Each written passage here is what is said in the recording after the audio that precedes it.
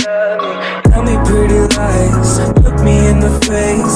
Tell me that you love me, even if it's fake. হ্যাঁ বন্ধুরা, আজকে আমরা দেখাবো একটি হেড খোলার পরে কি কি বিষয় পর্যবেক্ষণ করতে হয়। চলুন প্রথমে দেখা যাক।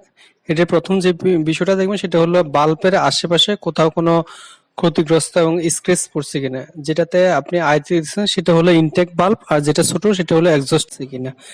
এরপর আপনি যেটা দেখবেন সেটা হলো আপনার ক্যাম্পশেফটের যে ক্যাম লুপগুলো আছে, লুপগুলো ঠিক মতো আছে কিনা সেটা দেখবেন।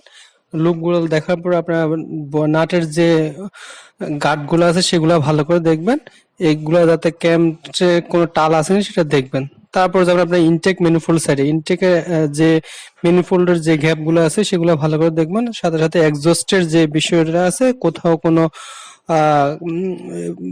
ব্রোকেন আছে কিনা সেটা দেখে নেবেন। তারপরে আপনি যেমন টাইমিং বেল্টের পাশটা দেখবেন যে সবকিছু ঠিক আছে কিনা। সর্বশেষ আপনার যেটা দেখতে হবে ক্যাম্প বক্সের যে সাইডে আপনার ক্যাম্প বক্স থাকে, সেই বক্সের ক্যাম্প বক্স যেখানে বসে সেখানে আপনার সবগুলা লাইন ঠিক আছে, প্লাস ক্যাম্প লুপটা বেয়ারিং এর পজিশনটা কি অবস্থা সেগুলো দেখবেন। এই বিষয়গুলো দেখা খুবই জরুরি।